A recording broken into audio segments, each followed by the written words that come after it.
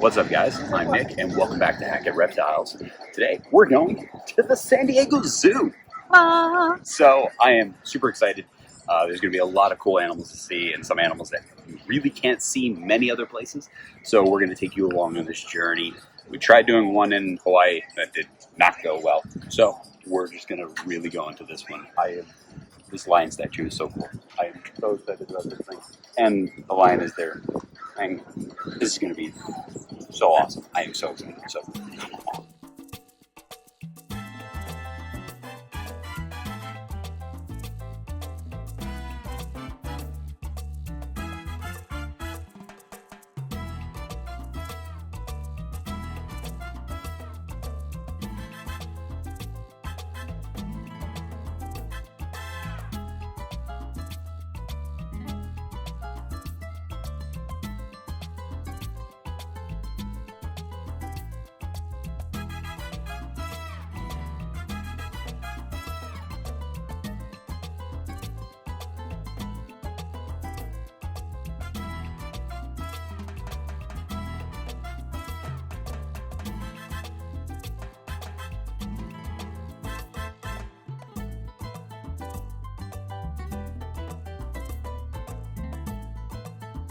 What are you most excited to see today?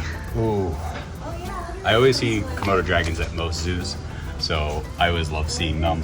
I am curious what other crocodilian species they have here, but I'm really excited to see the panda and the other bears that you don't normally see, like sun bears and sloth bears. You don't see those often in zoos, so you see brown bears almost at every single zoo. You find them at the Bronx Zoo, and so, but to see some of those other species is cool. And this is really cool. I'm not super familiar with the Bornean river turtle, but it's really interesting how similar they are in design to a fly river at this size, but they get way bigger.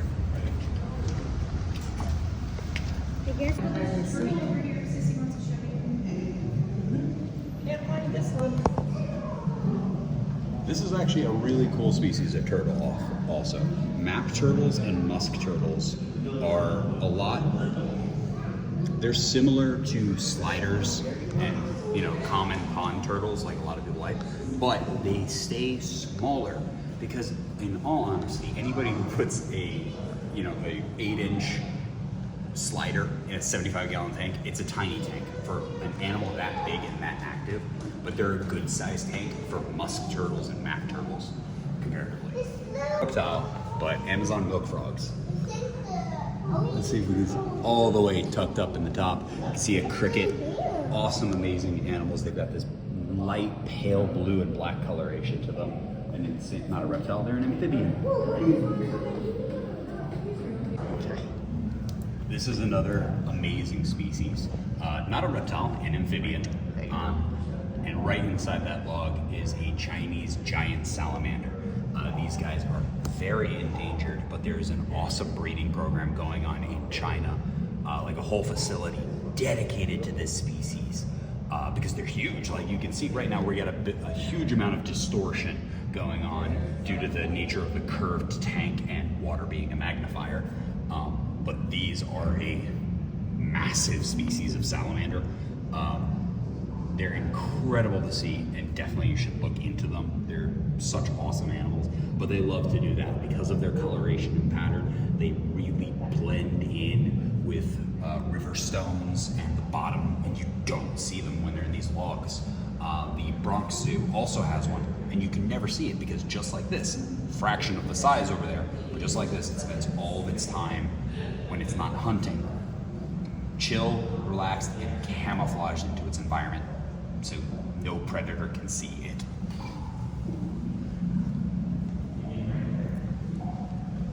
Okay. So this is another species of dwarf caiman. There's two actually, one is directly in front of the other one underneath that leaf. But dwarf caimans, crocodilians are generally broken into a handful of major categories, being crocodiles, alligators, caiman, and there's gharial and some other weird ones. Dwarf caimans are probably some of my favorite just because I love their snout design.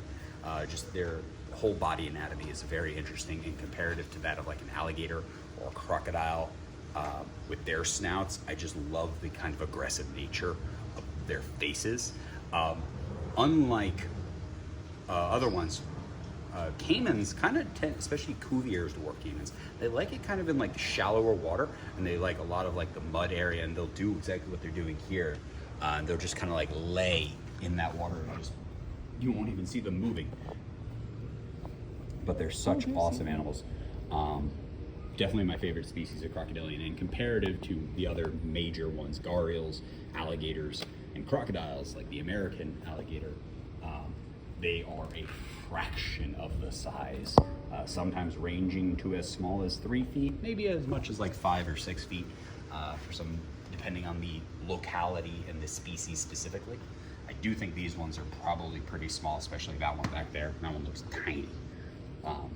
But it could be a special locality of the dwarf caiman that do stay that kind of size, which is why they're a common pet reptile crocodilian, because everyone loves crocodilians in the reptile community, and to have an alligator or a crocodile have a 9-foot, 1,000-pound animal, no, but something that gets like 4 or 5 feet,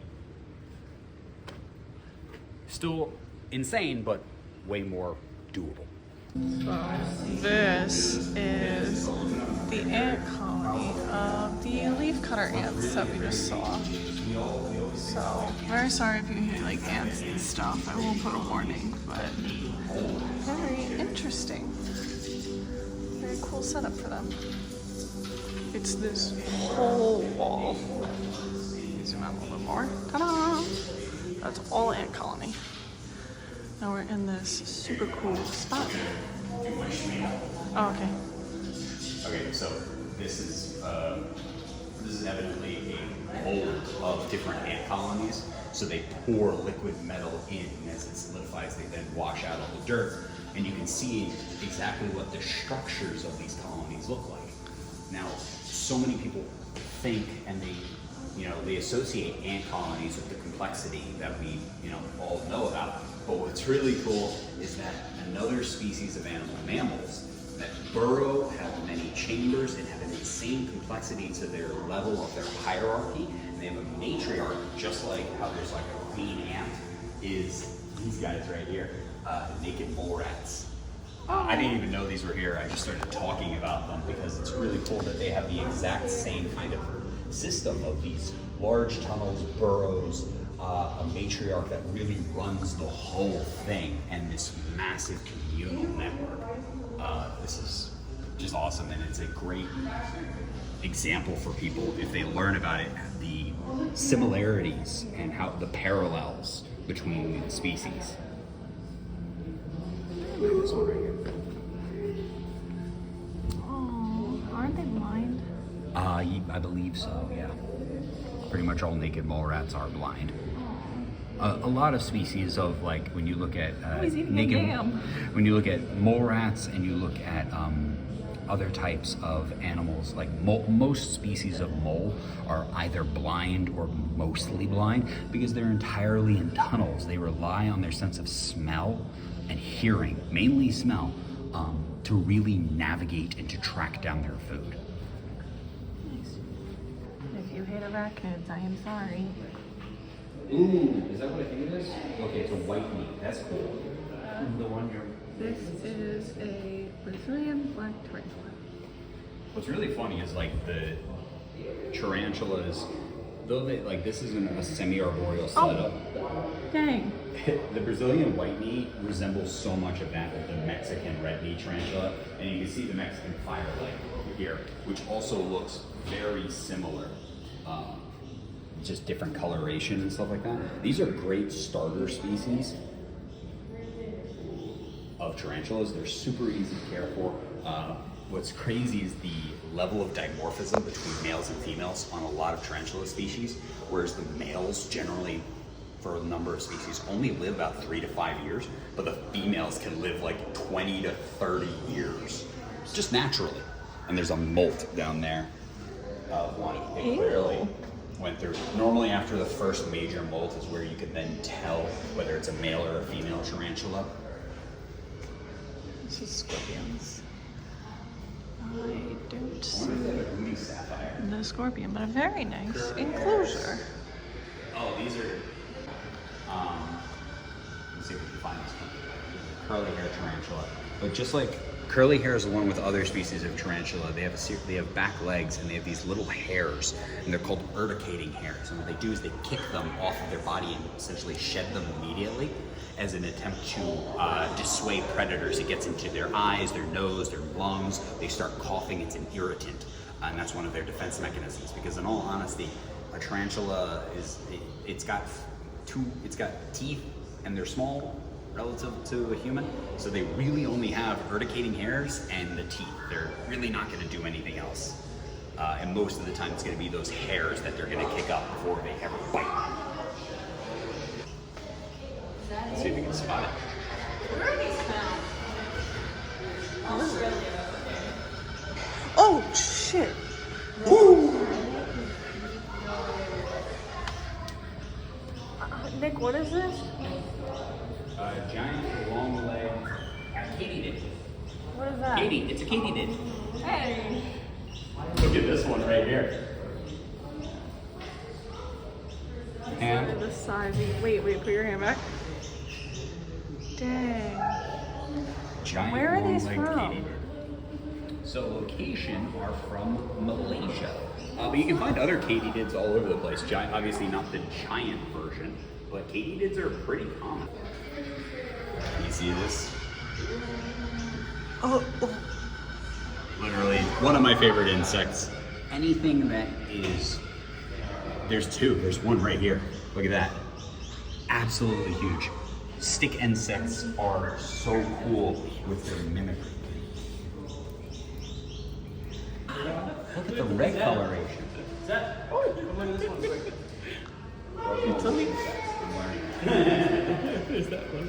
Funny?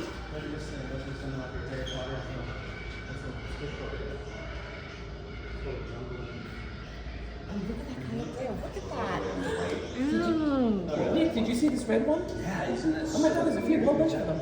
Look at them, Justin. There must be Spider-Man ants or something. What's in there? Jungle nymphs? Oh, it's huge. Okay. Why is it so big? Oh, there's some other big thing coming up. Oh, God. Hello. See it right here. You're very pretty. Are you eating something? Which one? So this is a whip scorpion right there. I don't know if there's any adults in here, but tailless whip scorpions very closely resemble that of vinegaroons, in my opinion, comparative to a lot of other ones. And they're what's there it is. used to. They were used in Harry Potter as one of the creatures that they displayed a holocrux on. Look at that! You're so freaky. I love it. It's in here. What is it? Oh, what is this? Sir? Island stick insect. One thing I absolutely love about this zoo is we spend a lot of time in Disney, and their attention to detail always blows us away. And that level of detail is throughout this zoo, throughout the enclosures, the exhibits, and for kids, all of these play areas can help make learning about these animals even more fun than I already think it is, which is just so cool.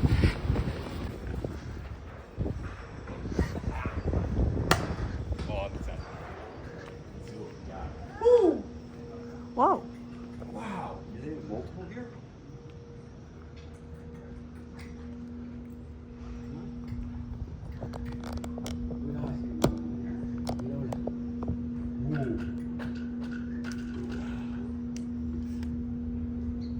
I don't know if they have a third, but we've got two different Komodo dragons in here. There isn't subspecies of Komodo dragons. There is the Komodo dragon found on Komodo Island and some other neighboring islands. But they are arguably the largest species of reptile, or monitor specifically. Obviously, crocodilians are huge, but they are the largest species of monitor lizard. The only debated guy is the crocodile monitor. They have much larger teeth than the Komodo dragon, but it is really cool. They are a bit sexually dimorphic, whereas the males get quite a bit bigger than the females in size. And as babies, they're actually really arboreal, and they love to climb. Especially to get out of the way of predators, because Komodos will eat other Komodos if if they need to. And a lot of times they'll be, when a prey goes down, they will all come in and fight over the food that they have. They're an insane monitor species, the largest that there is in my opinion. Yes and no. Really go. And you watch as you like see them move. They've got this slow gait to them, and their tongue is going out and just flicking, tasting the air around them. Now, all lizards, when you look at them, they've got that forked tongue. Those are to tell differences in air particles that senses direction. They're extremely sensitive on those two forks. So if one is detecting it sooner than the other, they'll be able to tell left from right, and then they can orient it to navigate their terrain just by smell/taste to find out where their prey is.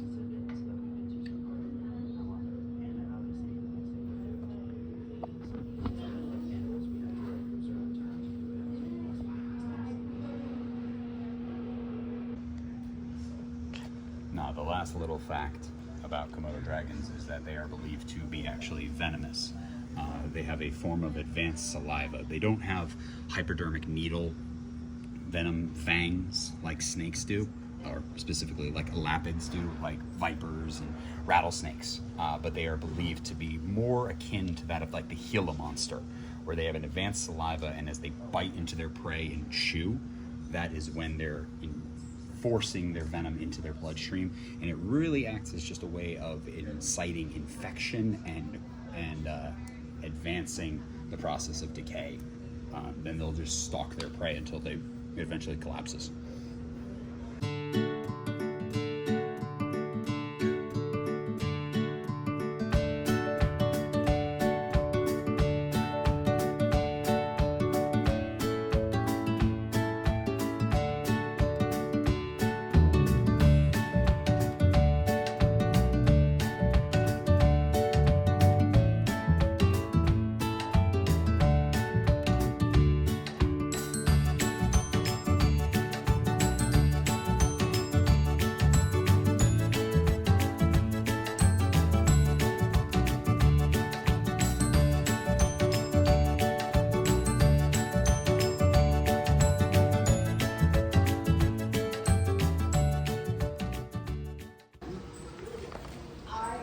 Are you excited for the shoe bill? Absolutely not.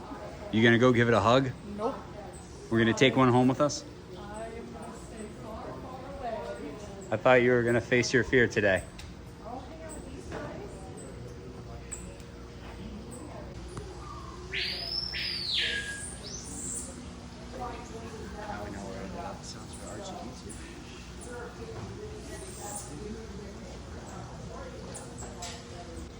She would know. She works here. Because you're seeing a bunch of mice, but none of these look like predatory birds. So I'm seeing none of these. They all look. That's so cool. It all looks like they're eating either pellets, small insects. Well, now we get a nice bird's eye view of the San Diego Zoo. We just checked out a lot of this area over here at the Wildlife Explorers Base Camp. You can actually see there's construction going on right now. They are working on the butterfly house. But we are on the way to go try to find the pandas. We're going to go see the Chinese giant panda. They are now back on loan in the U.S. and they're at the San Diego Zoo. So it's going to be awesome to see them. I'll tell you more about that when we get there. But you get a really nice view of how big this zoo is. Their attention to detail on a lot of the enclosures and the exhibits has been really cool. Especially that base camp area was so awesome, and I can't wait to see the rest of the zoo. Look at that canopy down there. There's definitely a whole area, giant net covering the top of it. Oh, look at the You skyline. can see more just scattered throughout. You can see the surrounding city. Look at that main building of the zoo over there. Oh, wow. That building looks amazing. Well, I also like how I think every single one of these gondolas has a picture of a flying bird on them. Oh, you can hear the rushing water down here. Let's see if we can see any animals. going over a large exhibit right now.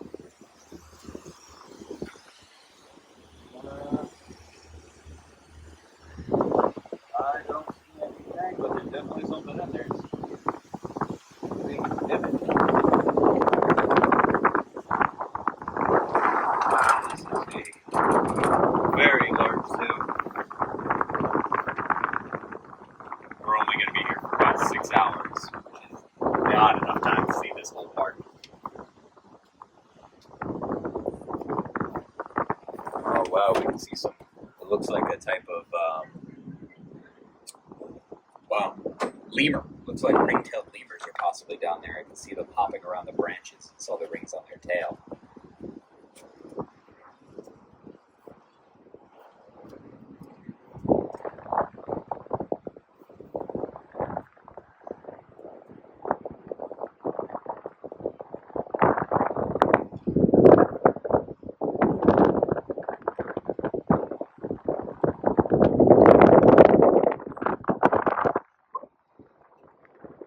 Looks like there's a lot more areas than what the public actually gets to encounter with, and that there's a lot of behind-the-scenes locations for them to help work with the animals and help enrich them more and give them space outside of the public eye, especially in times of stress.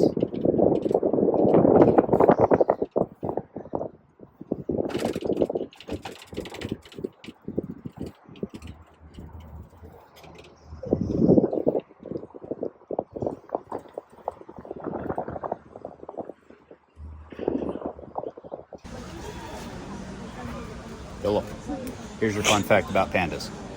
All of them are owned by China.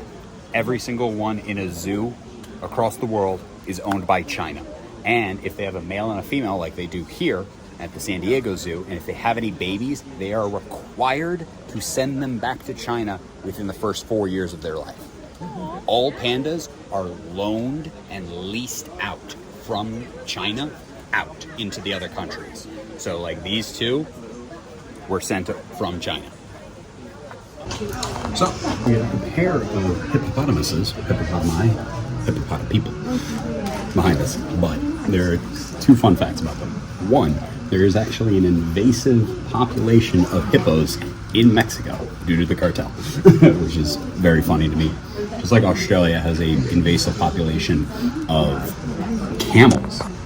But another really cool thing about hippos is that they'll fall asleep at night, and then their brains will be still semi-active. So they'll naturally, just like turtles and dolphins, they'll naturally go into like a bobbing cycle when they fall asleep, and they'll sink down, and then about every 15 minutes or so, they will pop back up, take a breath of air, and then sink back down. And they'll do that while they're unconscious. That's how they sleep. So it's just a really cool thing that they've evolved to do. And you can see just by them in this position how they've evolved to be these aquatic mammals, where their ears, their eyes, their nose, everything is situated on the top of their head. That way they can be basically fully submerged and still be aware of their surroundings. And hippos don't swim. They actually just walk on the bottom. They really actually can't float. They just sink straight down and they'll walk across the bottom of the floor. They do not swim. Another funny thing.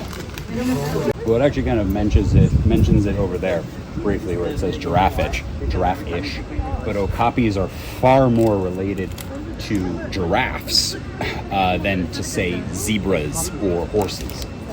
They're much more closely related to them. And you can kind of see it evident in their head shape, even though they have those stripes that make people think of zebras. They are much more related to giraffes. Not giraffe, I mean okapi. So behind us we have a Sumatran tiger, and it was funny to me because the second I turned around and I saw this tiger laying down there, my brain went, oh, it's Sumatran. And the reason of that is because the Sumatrans are the smallest species of tiger. They're obviously smaller wildcats, but comparative to their cousins like the Siberian tigers, the Sumatrans are considerably smaller in size. You put the two side by side and there is no comparison. It looks like a juvenile compared to a full-grown Siberian. So turning around, most zoos don't have a lot of babies and stuff, and when they do, they're normally with their mothers. So when you turned and saw this good-sized cat, but still small for some tiger species, immediate thought, Sumatra. Hello guys, I'm never on this side of the camera for this channel, but I have a question, Nick. Yeah. Why don't they keep the tigers together? Well, tigers, for the most, pretty much all tiger species, unlike lions, don't live in packs. So when you look at lions, they have a pride and a hierarchy, whereas tigers are solitary creatures. So most of the time, like they have the Komodo dragons, they've got the pandas, and they also have the coatis. A lot of the animals are solitary. For the most part, they'll take care of their young, but they are solitary creatures. So they generally have the male and the female separated in their own enclosures, and then they will introduce them to each other when it's like the breeding season. Otherwise, they need to keep them separated because they'll fight over food, resources, or just fight over territory. The more you know. Any facts?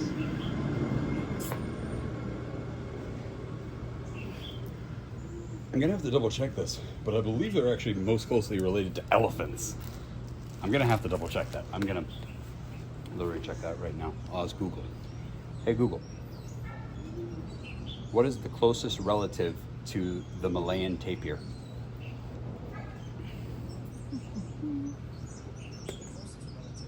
Oh, they're closest really related to horses and rhinos. Interesting. Interesting. I don't want to see that in like the face and structure. Well, they kind of have more of a like a snout. So. Snoot. Snoot.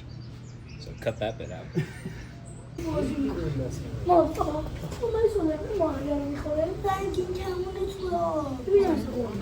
there. What's your facts? I got none. It's a Siamese crocodile. You don't know anything? Not for these ones. Whoa. He's on the move.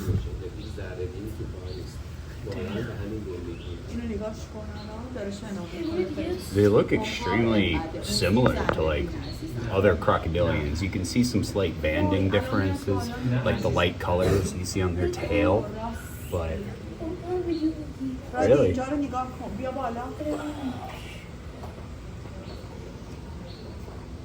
It's an awesome thing if that's what the zookeepers do. If they go around and hide food, it's a great form of enrichment for these animals. Make them search and forage around environments.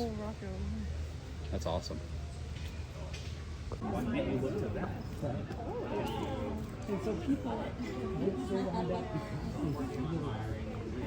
Poldo. Yup.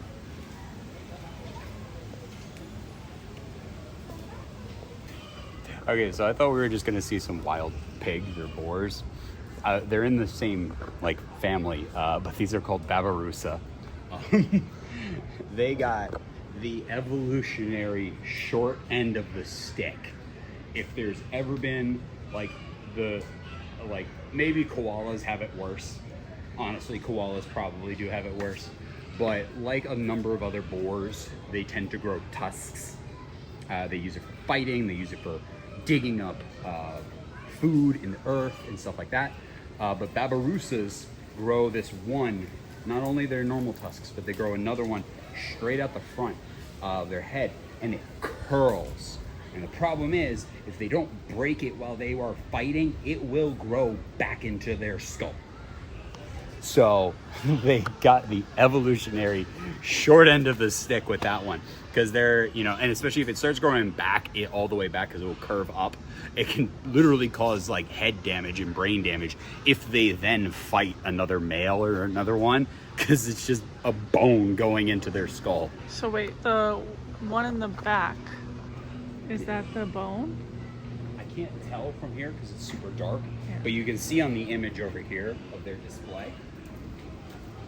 You can see that. So babirusas, like pretty much all other like wild boar type pigs, they have these tusks, and you can see large ones right there. But this one right here in the middle, that sometimes will curl. You can see it's going up. So if they don't break that while fighting, it will curl all the way back, and it can sometimes grow back into their head. And it will just slowly, like, just terrible evolution. So behind us, we have 4 orangutans. 5 actually. There's 4 adult females and 1 baby male. And it's pretty evident of that when you look at them, because when you see all of the females hanging around, there's many similarities. You really not a lot of differences between them to the naked eye. You know, there are character differences, and you can see differences in facial structures, but they all look the same. But if there was a full-grown male in here, you'd be able to see it. The sexual dimorphism between male and female orangutans is insane. The size difference between them is ridiculous. So when you look at this, you can actually think there's a baby right down there. So that is the male, and then all the other ones are females.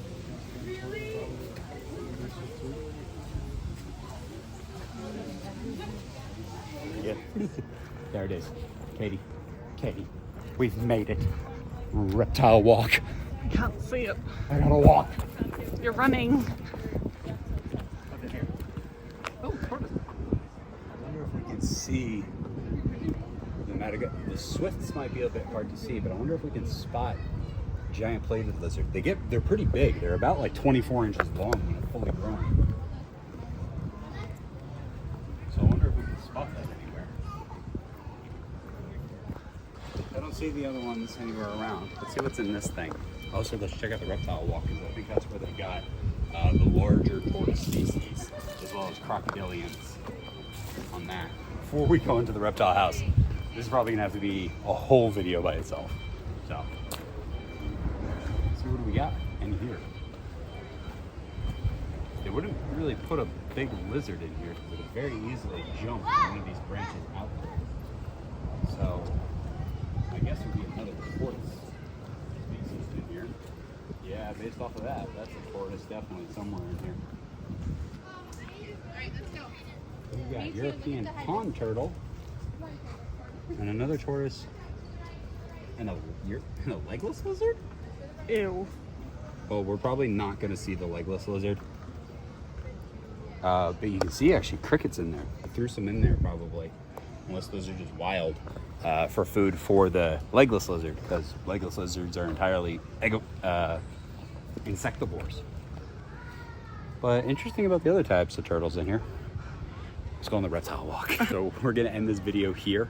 We're probably going to break this up into 2 or 3 parts. The next video that is going to come out is going to be all about the reptile walk and the reptile house. You already got to see some amazing reptiles like the radiated tortoise, number of the small like pond turtles, Komodo dragons and such.